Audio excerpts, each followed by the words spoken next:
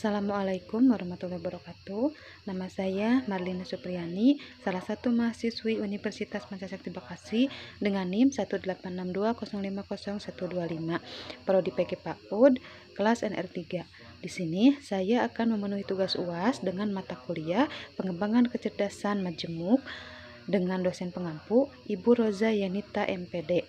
Di sini saya akan memaparkan dengan materi jelaskan setiap guru perlu mengintegrasi keterampilan dan subketerampilan untuk mencapai yang diharapkan supaya dapat mengetahui kecerdasan dengan tujuannya supaya dapat dikembangkan. Keterampilan dalam mengajar. Pembelajaran merupakan hasil dari memori, kognisi, dan metakognisi yang berpengaruh terhadap pemahaman. Miftahul Huda 2013. Pembelajaran juga dapat dikatakan sebagai proses transfer informasi dari pengajar kepada peserta didik. Pengajar harus dapat memodifikasi suatu informasi sehingga dapat diterima oleh siswa secara tepat dan menyeluruh. Kemampuan guru dalam menyampaikan informasi dalam proses pembelajaran ini merupakan hal yang tidak mudah. Guru perlu memiliki keterampilan mengajar yang mumpuni sehingga anak dapat belajar dan terlibat dengan tujuan pembelajaran supaya tercapai. Keterampilan dasar mengajar merupakan keterampilan khusus yang harus dimiliki oleh guru agar dapat melaksanakan tugas mengajar secara efektif, efisien, dan profesional.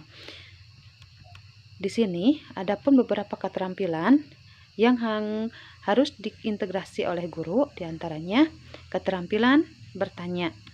Dengan bertanya, seorang guru meminta penjelasan dan untuk mengetahui sesuatu.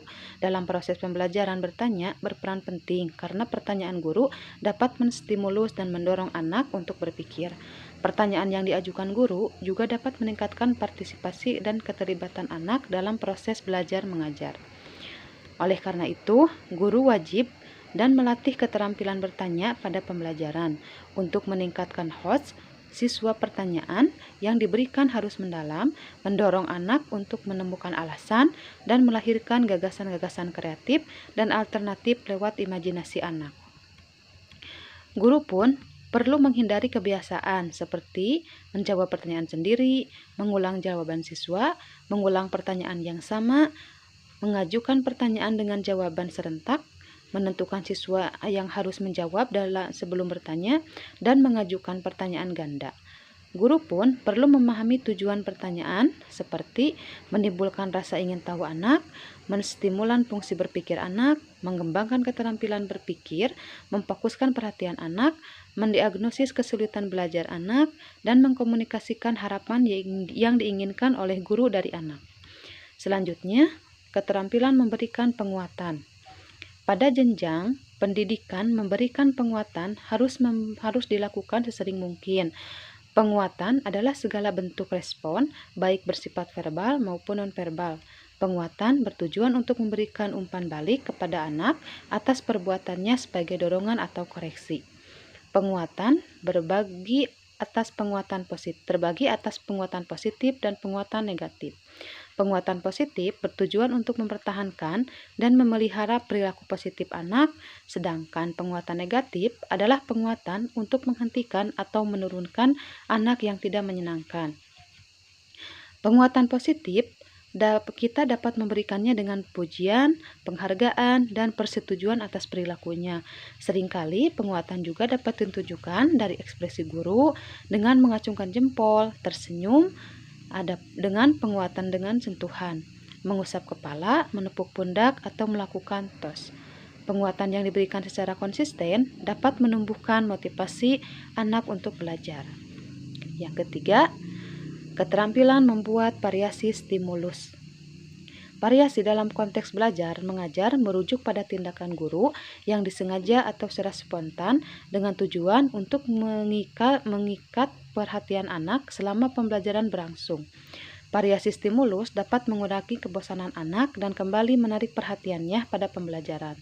Bentuk variasi stimulus dapat dalam pembelajaran seperti variasi suara, pemusatan perhatian anak, kesenyapan atau kebisuan guru, kontak pandang dan gerak-gerak tubuh, ekspresi wajah guru, perpindahan posisi guru dalam kelas, dan juga variasi penggunaan media dan alat pengajaran. Adapun guru dapat menggunakan yel-yel, misalnya guru berkata, "Good morning everybody." Anak-anak menjawab, "I'm fine." Atau dengan bertepuk tangan dan sebagainya, sehingga anak tetap dapat terlibat dan mengikuti proses pembelajaran dengan baik. Selanjutnya, yang keempat, keterampilan menjelaskan. Keterampilan menjelaskan adalah suatu keterampilan dalam menyajikan informasi yang terorganisir secara sistematis sebagai kesatuan yang berarti sehingga peserta didik dapat memahami dengan mudah. Guru perlu memahami prinsip-prinsip menjelaskan seperti yang pertama, penjelasan harus sesuai dengan karakteristik peserta didik. Yang kedua, penjelasan harus diselingi dengan tanya jawab dengan tetap memperhatikan tujuan pembelajaran. Yang ketiga, penjelasan harus disertai dengan contoh yang konkret, dihubungkan dengan kehidupan sehari-hari dan bermakna. Adapun aspek-aspek dalam menjelaskan materi pembelajaran seperti bahasa yang dipilih harus dengan sederhana, terang, dan jelas. Bahan yang disajikan pun harus dipahami dan dikuasai dengan baik, dan pokok-pokok yang diterangkan harus disimpulkan di akhir pembelajaran. Yang kelima adalah keterampilan membuka dan menutup pembelajaran. Membuka pembelajaran merupakan suatu usaha atau kegiatan yang dilakukan guru untuk menciptakan pro-kondusi bagi anak agar mental maupun perhatian terpusat pada apa yang akan dipelajari. Komponen membuka kelas meliputi menarik perhatian, membangkitkan motivasi, dan apersepsi. Sebagai contoh, guru membuka kelas dengan membawa box misalkan. Box itu tertutup yang isinya telah dirahasiakan dengan menggerakkan dan sambil bertanya kepada anak, siapa yang tahu isi box ini? Nah, kondisi ini akan sangat menarik perhatian peserta didik sehingga guru dapat dengan mudah melanjutkan pada bagian inti dalam pembelajaran. Selanjutnya, dalam menutup pembelajaran ialah kegiatan yang dilakukan guru untuk mengakhiri proses KBM. Ibarat mendaratkan pesawat, bagian penutup juga perlu dipersiapkan dengan baik, tidak tergesa-gesa atau mendadak ditutup.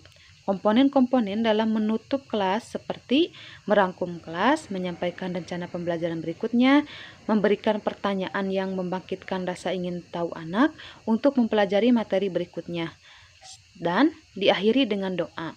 Guru pun harus menutup pembelajaran dengan semangat dan dapat memberikan pematik sebagai suatu yang dinanti-nanti oleh anak untuk dipelajari dalam pembelajaran berikutnya.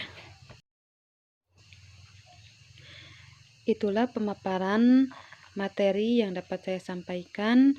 Saya memohon maaf karena masih banyak kesalahan dan kekurangan dalam penyampaian materi ini. Semoga bermanfaat. Terima kasih. Wassalamualaikum warahmatullahi wabarakatuh.